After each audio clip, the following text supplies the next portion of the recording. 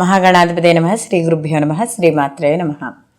మహాశివరాత్రి రోజు మామూలుగా అభిషేకం కానీ జపం కానీ ఇవన్నీ కూడా మనం విశేషమైన ఫలితాలను ఇస్తాయని చెప్పుకుంటున్నాం.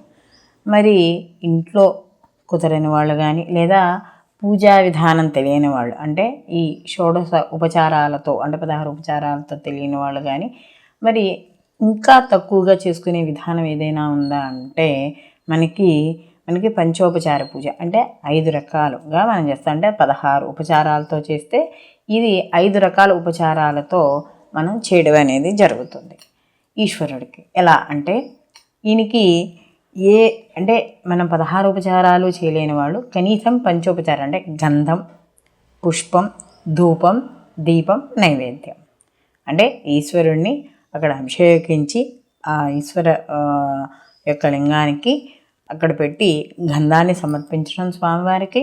గంధం అయిన తర్వాత పుష్పాన్ని పెట్టడం, పుష్పం అయిన తర్వాత ధూపం దీపం చూపించడం. స్వామివారికి మనం ఏదైతే నివేదన చేయాలనుకుంటున్నామో ఆ నివేదన పదార్థాన్ని నివేదన చేయడం. ఇది పంచోపచార పూజగా మనం చెప్పడం అనేది జరుగుతుంది. అయితే ఇక్కడ ధూపం దీపం అనేవి కూడా విశేషమైన ఫలితాన్ని ఇవ్వడం అనేది జరుగుతాయి. అలాగే నైవేద్యంలో కూడా మనం చూసుకుంటే ఉపవాసం ఉన్నవాళ్ళు మనకి వండిన పదార్థాలు కాకుండా, అంటే వండని పదార్థాలు అంటే ఏమిటి, పళ్ళు పాలు. కాబట్టి ఇలాంటి పళ్ళు పాలు నివేదన చేసి వాటిని స్వీకరించవచ్చు.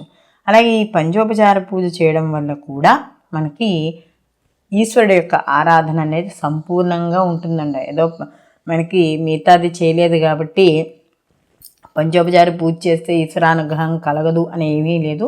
పంచోపచార విధానం ద్వారా కూడా ఈశ్వరానుగ్రహం అనేది కలుగుతుంది. ఇక్కడ భక్తి అనేది ప్రధానంగా తీసుకోవాలే తప్ప ఎంతెంత ఆర్భాటాలు చేశాము అని చెప్పి ఈశ్వరుడు ఎక్కడా చూడు. మనం చేసే భక్తిని మాత్రమే, ఆయన మీద ఎంతవరకు మనం దృష్టిని పెడుతున్నాము.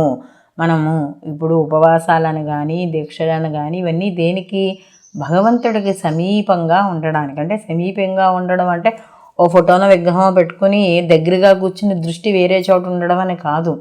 ఈ మనసుని ఈశ్వరుడితో మనం ఐక్యం చేయడం. అంటే ఎప్పుడు కూడా మనం ఏం మాట్లాడుతున్నా ఏం చేస్తున్నా కూడా ఈశ్వర నామాన్ని, ఈశ్వరుడికి సంబంధించిన పురాణాన్ని కానీ కథను కానీ వినడం కానీ చెప్పడం కానీ ఇలా ఎప్పుడైతే జరుగుతుందో అప్పుడు మనం చేసే పూజకు కానీ చేసే ఉపవాసానికి కానీ పూర్తి ఫలితం అనేది ఉంటుంది. కాబట్టి ఎవ్వరు కనీసం మేము ఎక్కువ పూజ చేసుకోలేము, ఎక్కువసేపు కూర్చోలేము ముందర, మాకు కొంత ఆ శారీరకంగా శరీరం సహకరించదు అని అనుకున్న వాళ్ళు ఈ పంచోపచార పూజని అతి తేలిగ్గా చేసుకోవచ్చు. ఇది చేసుకున్నా కూడా ఈశ్వర అనుగ్రహం అనేది సంపూర్ణంగా కలుగుతుంది.